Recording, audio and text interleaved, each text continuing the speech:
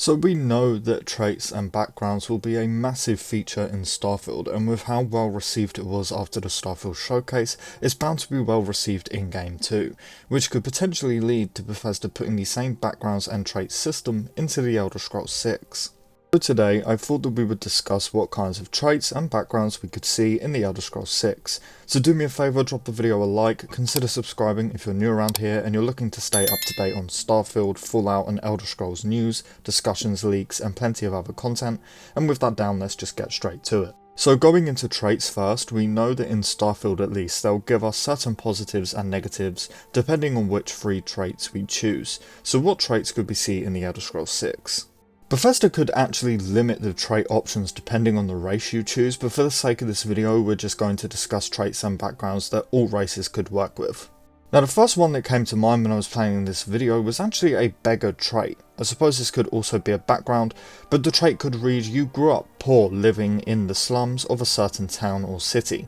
Because of this you can ask friends and companions for a loan of up to 5,000 gold, but if you don't pay this loan back after a while, the loan giver will refuse to speak to or even travel with you until you pay it back, and may even send debt collectors after you if you don't pay them back for too long. And I think that this would be a really fun trait to roleplay with. I recently did a Skyrim playthrough where I started as a beggar in the Ratways of Whiterun and had to join the Thieves Guild in order to get rich. My goal was to make 1,000,000 coins and I did it after a while. Just small traits like this would really help with the role-playing aspects of the Elder Scrolls 6, I think. Now another trait idea that I love is weapon specific traits, for example a one-handed warrior, and your one-handed weapons do 20% more damage to all enemies, but bows, magicka, two-handed weapons, etc. do 20% less damage. We know that traits always come with a negative, so we need to take that into account, and doing things like this sounds really great to me. Of course you could do the opposite stuff too, like two-handed weapons doing 20% more damage, and all of the others doing 20% less, and so on. Things like this would also stop us from becoming stealth archers in every single playthrough, because if you picked a one-handed specific weapon trait, for example, then your bows would be weak as shit, so you wouldn't ever want to use one. And of course, like I just said, we couldn't do a list like this without discussing a stealth archer trait. The stealth archer is pretty much a meme at this point, and this is the exact kind of thing Bethesda would love to joke around with. Your bows would do 10 or 20% more damage, and your sneak is 20% better, but you take 15% more damage while detected. Of course, keeping on with bows, I feel like having a hunter trait or even an entire hunter background is an absolute must for the Elder Scrolls 6.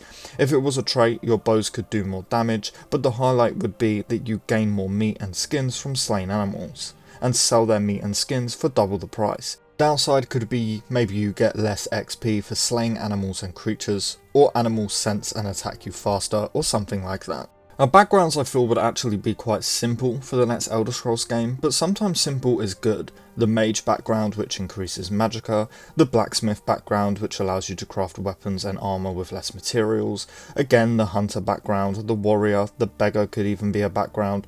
And sure, like I just said, all of these backgrounds that I just mentioned are quite simple and basic, but sometimes simple and basic is good. I really don't care, as long as it helps me roleplay.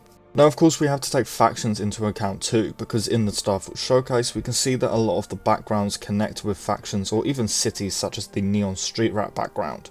We also have the Adoring Fan trait, which is a reference to Oblivion, so again I think it's safe to assume that we'll see traits exactly like these in the Elder Scrolls 6. I also wonder if we'll get stuff such as the Kid Stuff trait, where our parents are alive and we can go and visit them. The only issue I have with this trait is, what if you're playing as a Khajiit? Does it make sense for your parents to be living in Hammerfell? Which I'm sure, as you all know, is where the Elder Scrolls 6 is most likely going to be set. One background I would absolutely love to see is a collector trait. The description could say, ever since a young age you loved to collect things. As an adult, you dream of collecting every rare item you can find, whether it be weapons, armor, gems, jewels or artifacts. You live to collect and display.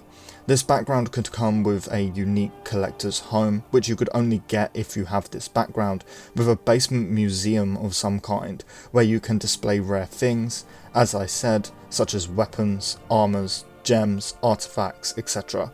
Of course, this background idea was massively inspired by one of my favourite mods, Legacy of the Dragonborn.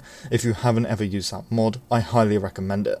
Perhaps this background could even be the Elder Scrolls 6 version of the home background in Starfield, where you start with a customizable house, but it comes with a huge mortgage, basically allowing you to start the game in debt. I would really love to see a background like this for the Elder Scrolls 6, as I love collecting things, especially in Bethesda games.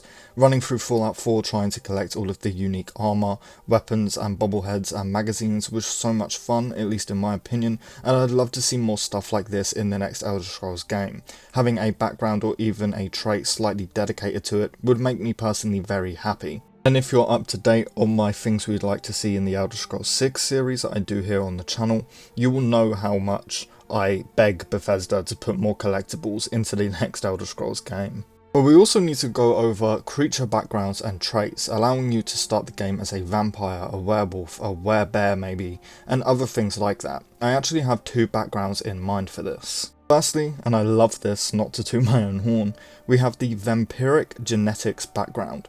It could read, "You were born not out of love, but out of blood.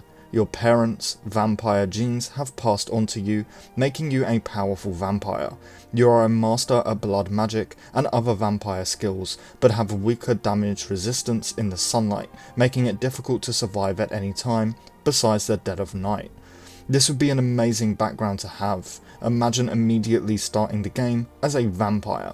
I for one would love that, and it doesn't stop there. The Vampire Hunter background. The description could read, "A loved one was murdered by a cult of vampires. You have made it your life's mission to hunt them down in revenge. All of them. You gain 5% more XP for slaying vampires, have a resistance to all blood magic, and have the rare ability to never catch any vampire disease, making it impossible for you to turn into a vampire. You are the ultimate weapon against the vampire kind. Your weakness could be taking extra damage during the night hours, or you will randomly get attacked by groups of vampires on the road, at inns, or even where you rest your head. This is yet another background I would absolutely love to see."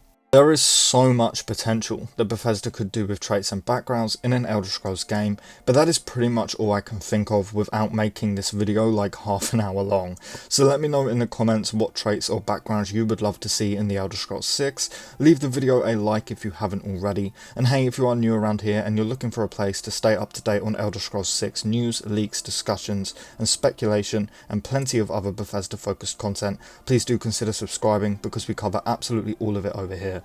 But with that said, I thank you all so much for watching, and I really hope to see you in the next one.